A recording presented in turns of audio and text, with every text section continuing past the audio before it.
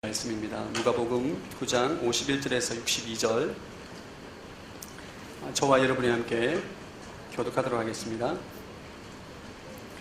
예수께서 승천하실 때가 가까이 오자 예루살렘으로 가실 것을 굳게 결심하셨습니다.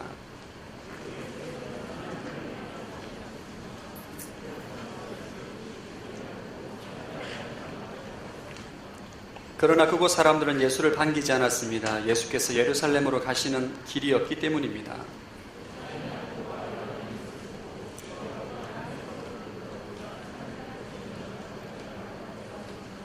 그러자 예수께서 뒤돌아 그들을 꾸짖으셨습니다. 그들이 길을 가고 있는데 한 사람이 예수께 말했습니다. 선생님이 가시는 곳이라면 어디든 따라가겠습니다.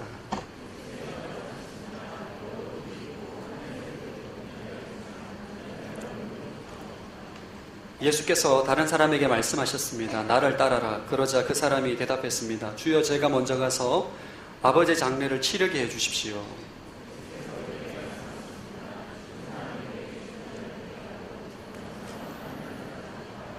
또 다른 사람이 말했습니다. 주여, 저는 주를 따르겠습니다. 하지만 제가 먼저 가서 가족들에게 작별 인사를 하게 해주십시오. 예수께서 그에게 대답하셨습니다. 누구든지 쟁기를 잡고 뒤를 돌아보는 사람은 하나님 나라에 적합하지 못하다. 아멘. 제가 한번 기도하겠습니다. 하나님 아버지, 감사합니다. 오늘 선포되는 말씀을 통하여서 하나님의 거룩한 말씀, 거룩한 음성을 듣게 하시고 진리의 말씀 가운데 견고하게 세워지는 그리스도의 제자가 되게 하여 주시옵소서. 감사드리며 살아계신 예수 그리스도 이름으로 기도합니다. 아멘. 말씀 충만하십시오. 성령 충만하시기 바랍니다. 오늘 말씀은 예수님께서 2년 동안의 가버나움을 중심으로 한 갈릴리 사역을 마무리하시고 이제는 본격적으로 예루살렘으로 올라가기를 결심하는 장면입니다. 예루살렘으로 올라가기로 결단하고 예루살렘으로 이동하는 과정 가운데 일어나는 에피소드를 오늘 본문에서 말하고 있습니다.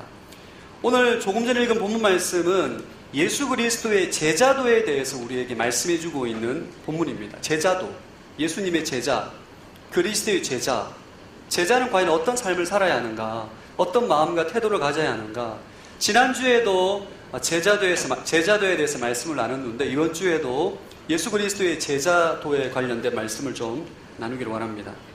첫 번째 나누고 싶은 주제는 우리가 가야 할 길, 십자가의 길이라는 주제로 말씀을 좀 나누기를 원합니다.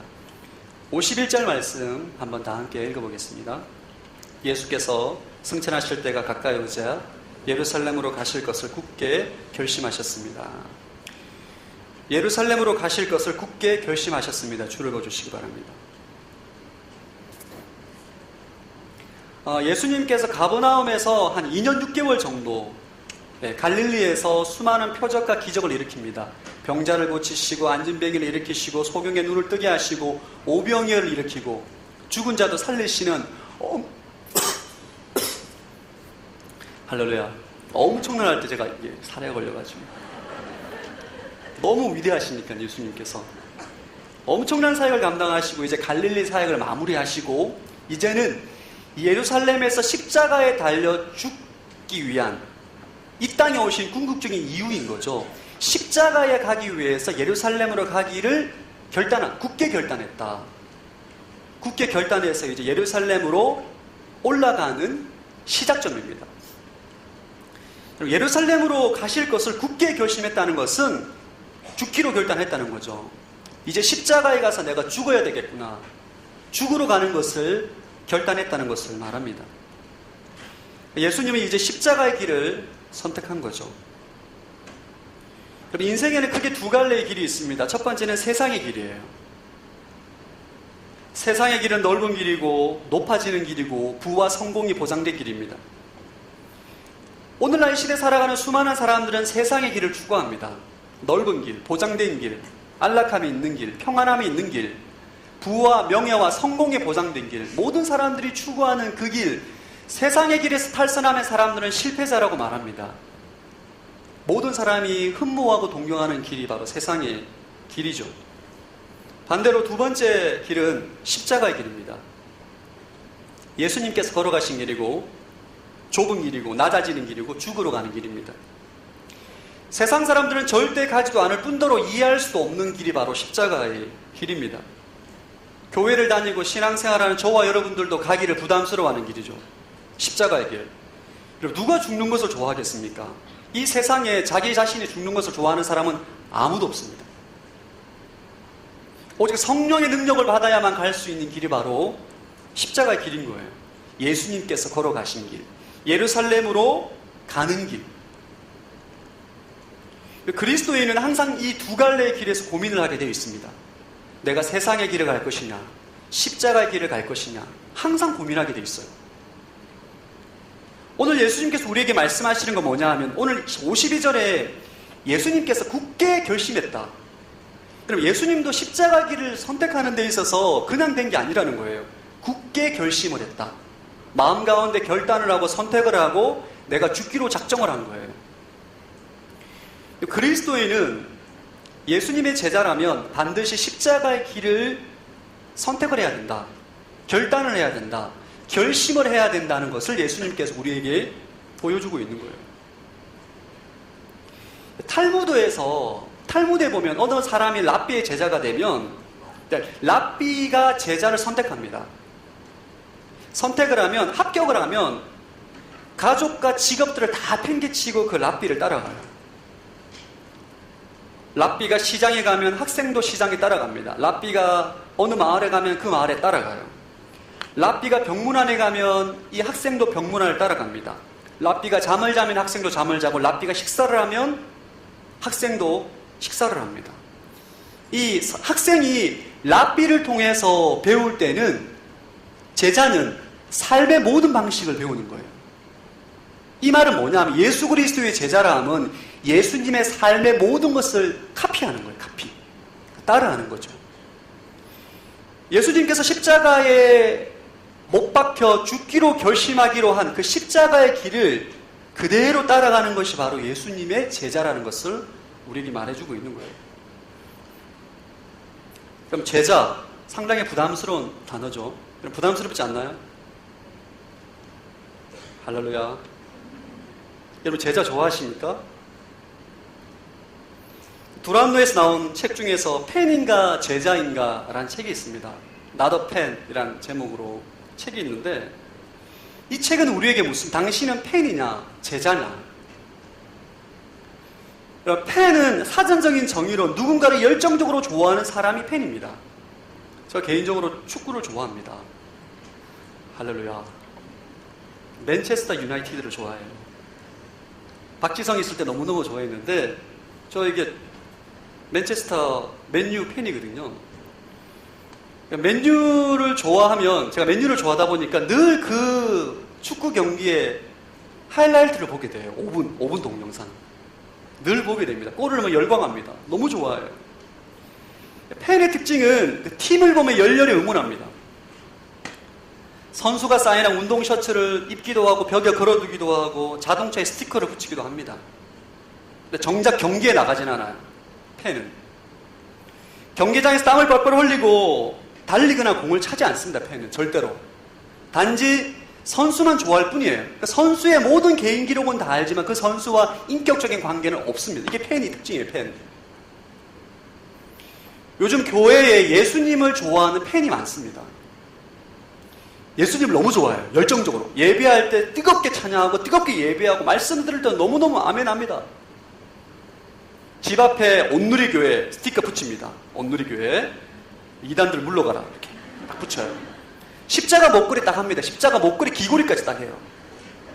차 뒤에 물고기 마크 딱 붙입니다. 난 그리스도인이다. 그러나 예수님을 위해서 수고하거나 헌신하거나 땀을 흘리지 않습니다. 예수님에 관련된 지식은 많은데 그분을 인격적으로 경험하지 못해요. 이게 예수님의 팬입니다. 팬. 제자가 아닌 거예요. 여러분에게 질문 한 가지 하겠습니다. 여러분은 팬입니까? 예수님의 제자입니까? 스스로 한번 자문해 봐야 돼요. 오늘 성경은, 예수님은 우리에게 무엇을 말씀하시는가? 나는 너희들이 제자가 되기를 원한다는 거예요. 나는 너희들이 내가 걸어간 십자가의 길을 따라오기를 원한다. 나는 너희들이 나와 같은 삶의 방식으로 살아가길 원한다. 이것을 우리에게 말씀해 주고 있는 것입니다. 오늘 51절에 보면 예수님께서 예루살렘으로 가실 것을 굳게 결심했다. 그럼 예수님의 제자가 된다는 거, 십자가의 길을 걸어간다는 것은 우리의 의지를 사용해야 돼요. 주님께서 은혜를 주시면 제자가 되겠지. 아닙니다, 여러분. 하나님께서 우리에게 지정의를 주셨는데 우리의 의지를 거룩하게 사용해야 돼요. 여러분의 의지를 죄짓는 데 사용하는 것이 아니라 여러분의 의지를 십자가의 길을 걸어가는데 선택하고 사용하고 결단해야 된다는 것을 우리에게 말씀해 주고 있습니다. 자, 여러분의 의지를 거룩하게 사용하기를 축원합니다. 오늘날 여러분 그리스도인들은 의지를 사용하지 않는 사람들이 많이 있어요. 하나님께서 은혜를 주시면 다 되겠지. 그렇지 않습니다. 우리의 지적인 지식과 우리의 감정과 의지를 하나님께 드려야 되는 거예요. 두 번째 나누고 싶은 주제는 십자가의 길을 가기 위한 결단입니다. 오늘 본문에 보면 예수님께서 제자들과 예루살렘 도상으로 걸어가는데 네 부류의 사람들을 만납니다. 네 부류의 사람들과 예수님이 만나서 대화를 하는데 이 대화를 통해서 예수님 우리에게 십자가의 길을 걸어가기 위한 제자에게 필요한 네 가지 결단을 말씀하고 계십니다. 네 가지 결단. 예수 그리스도가 걸어간 십자가의 길을 걸어가기 위해서 우리가 의지를 사용해야 되는데 우리에게 네 가지의 결단이 필요하다. 오늘 예수님께서 우리에게 가르쳐주고 있습니다. 아직까지 예수 그리스도의 팬으로 살아가고 있는 분이 있다면 오늘 말씀을 통해서 이 결단의 고백이 여러분의 고백이 되기를 축복합니다. 여러분의 고백이 되어야 돼요. 여러분 결단할 준비가 되셨습니까? 아멘 소리가 너무 작은데요. 다시 한번 볼게요. 결단할 준비가 되셨습니까? 네. 오늘 이 말씀을 통해서 이 네 가지의 결단이 여러분의 결단이 되기를 축복합니다.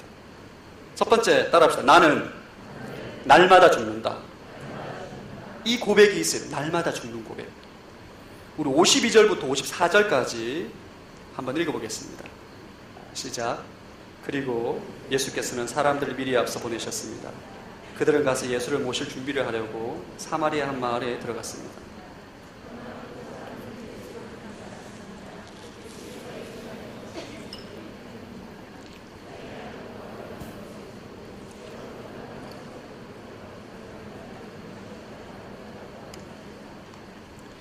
(54절에) 야고보와 요한의 네모칸을 쳐주시기 바랍니다.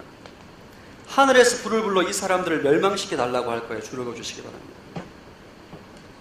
예수님께서 갈릴리, 팔레스타인 지역에 보면 북쪽이죠. 북쪽, 위쪽 갈릴리 호수 쪽에서 사역을 하다가 이제 남쪽에 있는 예루살렘으로 내려가려고 하는데 가장 빠른 길이 사마리아 지역을 지나가는 길입니다. 사마리아 지역을 지나가려고 하다 보니까 예수님께서 사람을 보내서 숙박 장소를 알아보는 거죠. 미리 제자들을 보내서 기거할 장소를 구하는데 사마리아 사람들이 예수님이 사마리아 지역에 들어오는 것을 막는 거예요. 사마리아 사람들은 이스라엘 민족과 이방 민족들이 섞인 혼혈인입니다. 혼혈인. 순수 유대인들이 아니에요. 순수 이스라엘 백성들이 아니에요. 그래서 남쪽의 유대 사람들이 사마리아인들 사람들을 굉장히 경멸했습니다. 예루살렘 성전에 예배 드리려는 것도 막았어요. 오지 마라. 너희들은 버림받은 몸이다. 막은 거죠. 이게 사마리아 사람들이 이게 종교적인 상처가 있는 사람들이에요. 그래서 그들이 예루살렘의 성전이 아니라 자신들 사마리아 지역에 있는 그리심산에 성전을 만듭니다. 그곳에서 자기 나름의 예배를 드리면서 제사를 드리면서 하나님을 섬기고 있는 사람들이 사마리아인들이에요. 사마리아 사람들은 예루살렘의 성지순례 가는 것을 싫어합니다. 그러니까 예수님이라는 위대한 선지자가 갈릴리에서 엄청난 기적과 표적을 일으켰음에도 불구하고 예루살렘에 간다는 얘기를 들으니까 기분 나쁜 거예요. 가지 말라는 거예요. 오지 마라. 그래서 이 예수님을 배척합니다. 일행은. 그러자 야고보와 요한이 굉장히 분노합니다. 예수님, 엘리야가 열왕기상 18장에 하늘에 불이 떨어져서 모든 제단을 태웠던 그 불을 강구해서 이 사마리아 사람들 다 불살려버릴까요? 믿음이 좋죠. 웃을 타이밍인데 여러분 안 웃으시네요. 어쨌든 제자들이 기도한다 불이 떨어지겠어요 여러분?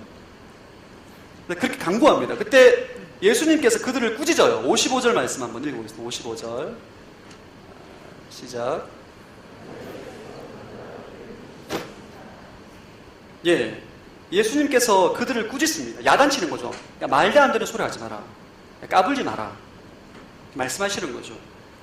오늘 본문에 나오는 야고보와 요한은 여러분, 예수님이 부르셨을 때 자신의 직업과 가족 모든 것을 버려두고 예수님을 따르는 사람이에요. 우리로 말하면 완전히 헌신된 사람입니다. 근데 그가 십자가의 길에 대한 의미를 전혀 모르는 거예요. 십자가의 길. 그러니까 십자가의 길은 자기를 부인하고 자기 십자가를 지고 예수님 말씀에 순종하며 사랑의 종으로 섬김으로 사람들을 섬기는 것이 바로 십자가의 길입니다. 예수님의 삶의 전부를 말하고 있는 거죠. 근데 야고보와 요한이 그 십자가의 길을 지금 동행하고 예루살렘으로 걸어가고 있는데 십자가의 길에 대한 의미를 전혀 이해하지 못하는 거예요. 분을 내고 사마리아 사람을 심판해야 된다고 말하고 하늘에서 불이 떨어져야 된다고 말하고 이 민족적인 감정을 드러내는 거죠. 오늘날 야고보와 요한과 같은 그리스도인이 굉장히 많습니다. 나는 예수님께 헌신했다는 거죠. 나는 지금 십자가의 길을 걸어가고 있고 헌신된 사람이라고 말하는데 십자가의 길에 대한 진정한 의미를 모르는 거예요. 자신의 분냄과 자신의 정욕과 자신의 욕망을 십자가로 포장해서 하나님의 이름으로 포장해서 예수님의 이름으로 포장해서 하나님의 영광이라는 이름을 포장해서 다른 사람을 착취하고 억압하고 압박을 주는 인생이 굉장히 많습니다. 기독교 역사에 보면 이 예수님의 이름으로 십자가의 이름으로 저지른 악행이 굉장히 많은 대표적인 것이 바로 십자군 전쟁이에요. 십자군전이 약 300년 정도 진행이 되었는데 이교도 예루살렘을 점령한 이슬람 교도들을 물리친다는 이유만으로 유럽에 있는 수많은 사람들이 칼과 방패를 들고 팔레스타인 지역에 와서 수많은 사람들을 학살하고 약탈하고 강간하고 살해하고 악행을 한 것이 바로 십자군 원정이에요. 우리는 잘 몰라요. 이 십자군 원정에 대해서. 제가 터키 지역에 갔는데 터키 지역에 가면 여러분, 터키 지역의 대다수의 사람들은 기독교를 폭력의 종교라고 인지하고 있습니다. 여러분 이해가 되세요? 여러분 기독교를 폭력의 종교라고 하는데 여러분 받아들일 수 있겠어요? 우리는 받아들이기 어려워요. 예수님의 사랑의 종교죠. 사랑과 섬김과 헌신과 십자가인데 특별히 이슬람 사람들은 기독교는 폭력과 칼의 종교라고 생각합니다. 왜냐하면 수백 년 전에 자신들의 조상들이 당했던 십자군들에게 당했던 역사가 말해주고 있어요. 이 십자군 원정 때 수많은 병사들이 이슬람 교도들의 집에 불을 지르고 아내자들을 칼로 찔러 죽이고 강간하고 강도하고 약탈하는 사건들이 엄청나게 많습니다. 이건 십자가의 길이 아니에요. 우리 직장에서 이런 일이 번번이 일어납니다. 사장님이 크리스찬 장로예요. 믿지 않은 직원들에게 예배를 강요합니다. 큐티를 강요해요. 그러면서 온갖 착취와 불법과 직원들을 이용하는 사례가 빈번히 일어납니다. 그 직장에서 여러분 일한 직원들은 교회 안 가려고 해요. 그런 것에 엄청나게 상처를 받은 직장 동료가 제가 만났는데 저한테 엄청 뭐라 하더라고요. 너무 큰 상처를 받은 거죠. 왜 이런 일이 발생하는가? 십자가의 길을 모르는 거예요. 십자가의 의미. 십자가의 길은 삶의 방식이다. 여러분이 예수님을 따라서 십자가의 길을 걸어간다는 것은 여러분의 삶의 방식이 예수님의 삶의 방식을 카피한다는 거예요. 지난주 제가 설교했는데 중요하기 때문에 한 번 더 합니다. 그러니까 십자가의 길을 간다는 것은 여러분께서 기도하고 헌신해서 신학교에 가는 것을 의미하는 것이 아니에요. 물론 그것도 포함되겠죠. 여러분이 정말 적금을 깨서 주님께 재정을 드리고 헌금하는 것이 십자가의 길을 가는 것을 의미하는 것이 아닙니다. 십자가의 길을 걸어간다는 건 여러분의 삶의 방식이 바뀐다는 거예요. 여러분의 사고, 여러분의 삶의 방식이 예수님의 삶의 방식과 동일해진다는 것입니다. 지난주 나눴던 말씀, 누가복음 9장 23절 말씀 한번 읽어보겠습니다.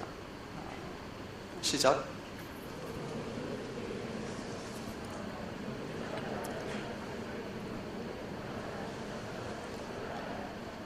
예, 십자가의 길을 걸어간다는 것은 자기를 부인하고 자기 십자가를 지고 예수님께 순종한다는 것을 의미해요.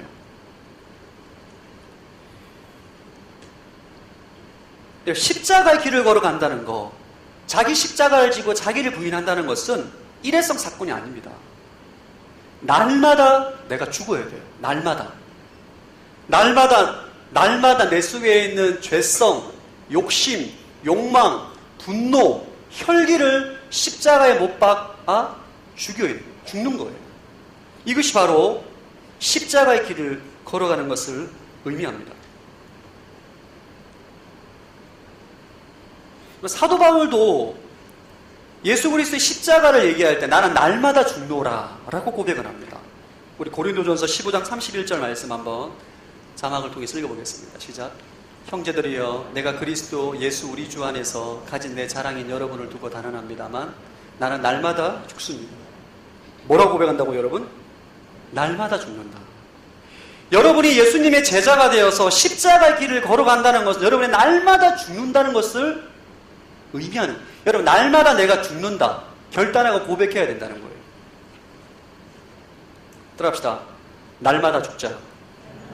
옆 사람에게 날마다 죽읍시다 한번 축복하겠습니다. 이거는 여러분이 어릴 때부터 교회에서 들어온 지식적인 말씀이 아닙니다. 이거는 우리의 삶의 실제예요. 어떻게 죽을 수가 있죠? 우리가 어떻게 날마다 죽을 수가 있죠? 예? 어떻게 죽어요? 제가 지금 이 3주 연속으로 설교하고 있습니다. 어떻게 죽어요? 믿음으로 죽는 거예요. 믿음으로. 여러분은 믿음으로 2000년 전에 예수 그리스도께 십자가에 못 박혀 죽으셨던 것처럼 믿음으로 같이 죽는 거예요. 그럼 믿음으로 어떻게 된다고요? 다시 부활하는 거예요. 날마다 여러분께서 예수님과 십자가에 못 박혀 죽을 때에, 믿음으로 죽을 때에 부활하셔서 살아계신 예수 그리스도께서 내 인생의 주인이 되어주시고 내 인생의 생명이 되어주신다는 것이 바로 날마다 죽는다는 것을 의미합니다. 그럼 이건 사고의 전환이에요. 사고의 전환. 사고의 전환이에요. 우리 갈라디아서 2장 20절 말씀 한번 읽고, 갈라디아서 2장 20절 시작. 나는 그리스도와 함께 십자가에 못 박혔습니다. 그러므로 이제 내가 더 이상 내가 사는 것이 아니라 내 안에 그리스도께서 사시는 것입니다. 지금 내가 육체 안에 사는 것은 나를 사랑하셔서 나를 위해 자신의 몸을 내주신 하나님의 아들을 믿는 믿음 안에서 사는 것입니다. 내가 그리스도와 함께 믿음으로 죽으면 부활하신 예수님께서 내 안에 살게 된다는 거예요. 내 인생의 주인이 되어 주신다는 거예요. 날마다 죽어야만, 주님께서 내 인생의 주인이 되어야만 십자가의 길을 걸어갈 수 있다는 거예요. 여러분의 의지로, 여러분의 능력과 여러분의 결단으로 십자가의 길을 걸어가는 것은 불가능합니다. 절대 불가능해요. 절대 불가능합니다, 여러분. 여러분의 힘과 여러분의 결단으로 자기 부인할 수 있습니까? 여러분 내면 가운데 끓어오르는 정욕과 욕망을 여러분이 결단한다고 해서 없어지냐고요? 여러분 내면 가운데 끓어오르는 성욕이 여러분이 결단하고 의지한다고 해서 없어지냐고요? 죄성이 없어지냐고요? 안 없어져요. 제가 다 해봤어요, 여러분. 금식을 할 때는 괜찮아요. 금식 끝나면, 밥 먹고 육신이 혈기가 왕성하면 또 살아나. 어떻게 죽을 수 있어요, 여러분? 믿음으로 그리스도와 함께 죽어야 되는 거예요. 매주 토요일마다 저희 W 공동체 남성 성경 공부반을 합니다. 남자들만 8명, 9명 정도 모여서 성경 공부를 하는데, 남자들만 모이니까 대단해요. 나눔이 깊어져요. 자매들 앞에서 말할 수 없는 그 내면의 고백이 나옵니다. 최근에 저희가 과거의 사슬을 끊어라, 죄의 사슬을 끊어라, 제가 성적인 문제를 드러냈어요. 음란함의 문제. 사실 음란함의 문제에 대해서 여기 있는 형제들 누구도 자유롭지 않을 겁니다. 음란함의 문제를 꺼내니까 이 본물이 터져요.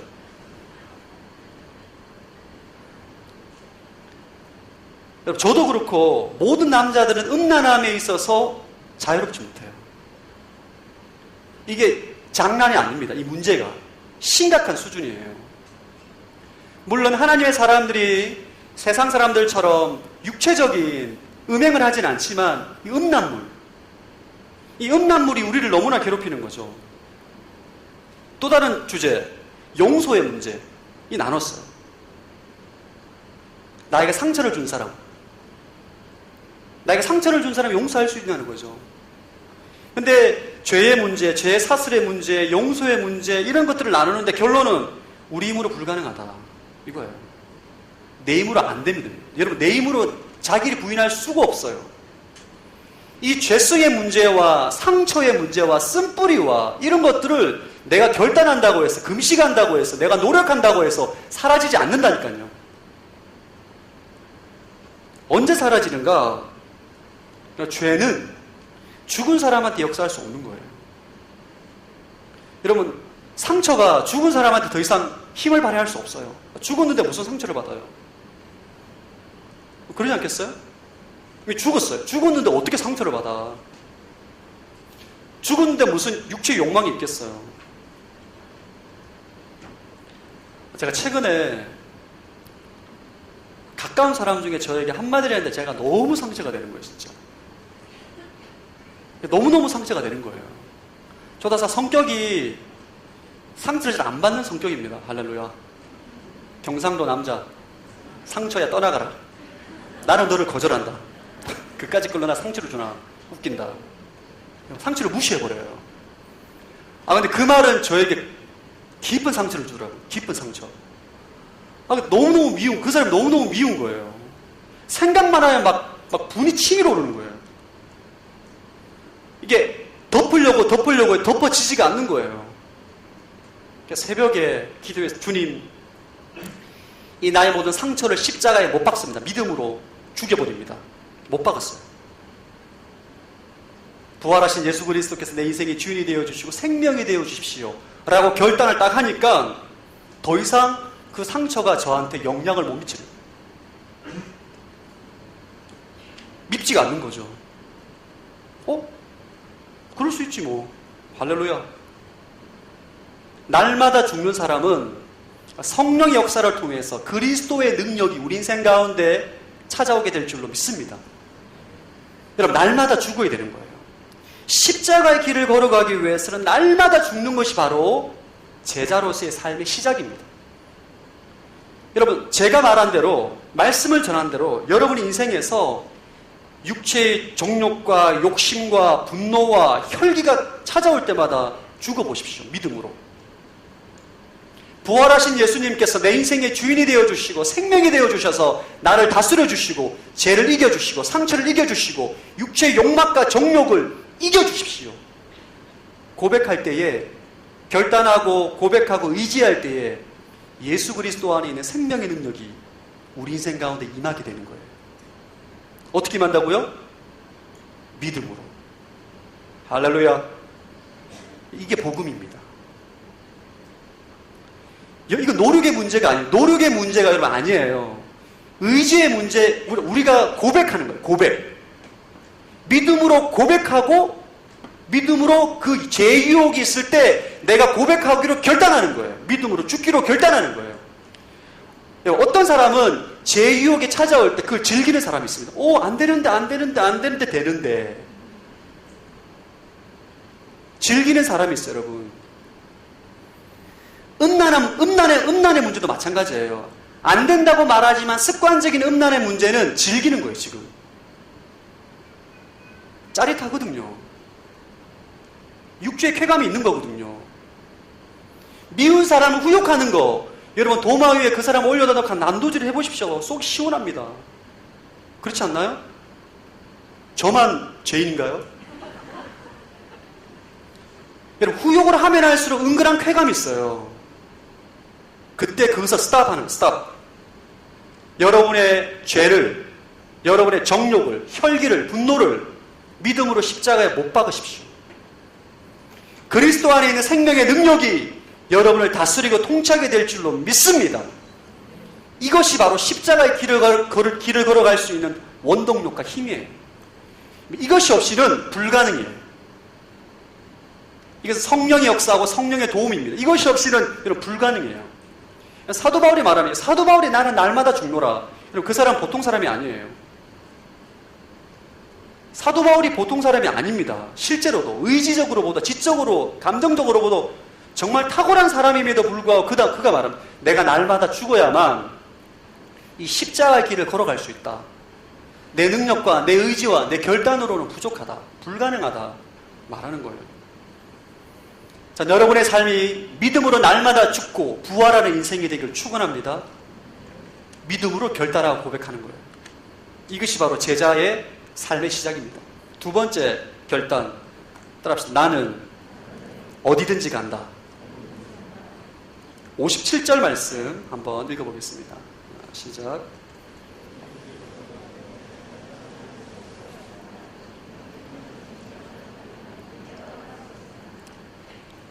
야고보와 요한을 통해서 십자가의 길을 걷는다는 진정한 의미가 무엇인지를 예수님께서 말씀하시고 길을 걸어가는데 어떤 사람이 갑자기 예수님께 스스로 말합니다. 예수님, 선생님이 가시는 곳이라면 내가 어디든지 따라가겠습니다. 대단하죠. 헌신하라고 말하지 않았는데 본인이 헌신하겠다는 거예요.